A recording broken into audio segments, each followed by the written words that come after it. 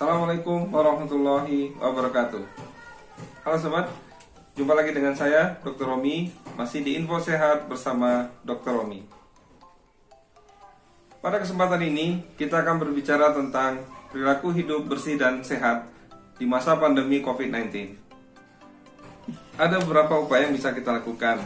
Yang pertama adalah menerapkan 5M. M yang pertama adalah memakai masker. Tentu memakai masker di sini dengan benar, yaitu masker yang bisa menutupi hidung, mulut sampai ke dagu kita. Karena masih banyak kita lihat di luaran sana orang-orang yang memakai masker tapi masih salah caranya. Contohnya maskernya hanya menutupi bagian mulutnya saja tapi hidungnya masih terbuka. Atau bahkan berapa saya pernah ketemu orang-orang yang memakai masker menutupi hidung tapi mulutnya masih terbuka.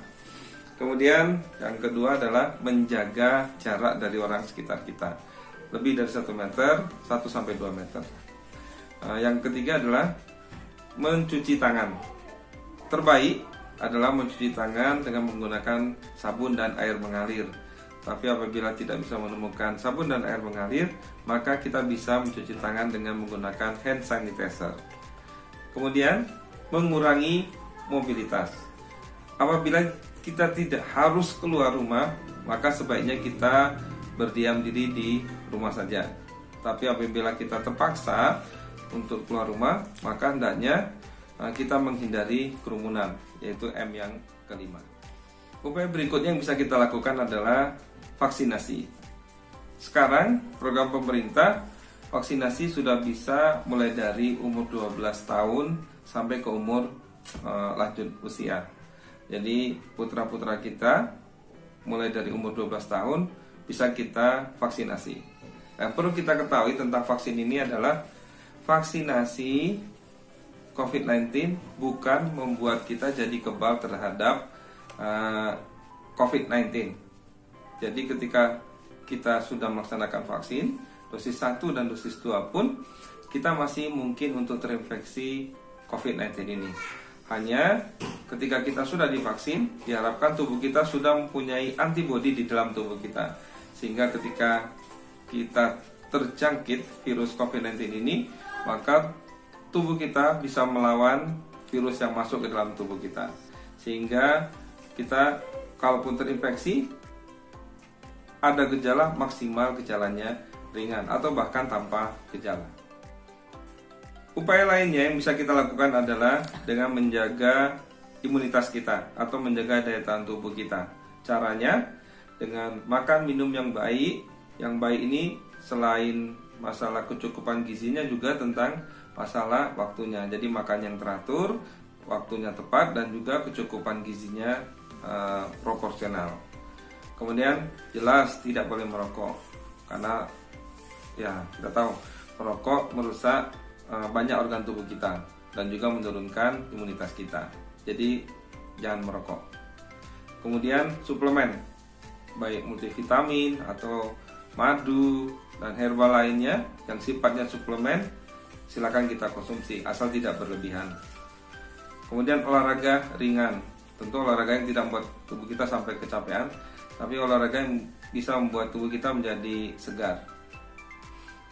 Istirahat yang cukup juga menjadi kunci dari daya tahan tubuh kita. Jadi harus cukup tidur dan cukup istirahat. Kemudian apabila kita mempunyai penyakit tertentu yang bisa menjadi pemberat kalau kita terinfeksi COVID-19, contohnya diabetes mellitus, hipertensi atau yang lainnya, maka hendaknya kita bisa mengendalikan penyakit kita tersebut. Sehingga kalau kita terinfeksi virus COVID-19, penyakit-penyakit ini tidak sampai menjadi pemberat untuk kita melawan virus COVID-19 ini. Selain itu, ada beberapa hal yang perlu kita waspadai karena bisa menjadi titik lengah dari penyebaran COVID-19 ini. Contohnya adalah makan bersama. Karena ketika kita makan bersama, baik di kantor atau di tempat lain sama teman kita atau keluarga, maka kita akan melepas masker ketika makan bersama tersebut. Jadi itu juga potensi terjadinya penularan COVID-19. Kemudian satu kendaraan dengan orang lain. kalau kita terpaksa berada dalam satu kendaraan dengan orang lain, baik biasanya di angkutan umum, maka jangan lupa masker hendaknya kita selalu pakai, jangan dilepaskan. Dan juga hindari terlalu banyak menyentuh bagian-bagian yang bisa disentuh oleh orang lain juga.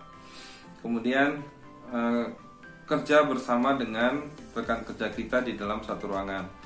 Bila kita bekerja dalam satu ruangan dengan teman-teman kita, maka hendaknya kita selalu menjaga protokol kesehatan, baik tadi memakai masker, cuci tangan, dan juga menjaga jarak. Kemudian rapat.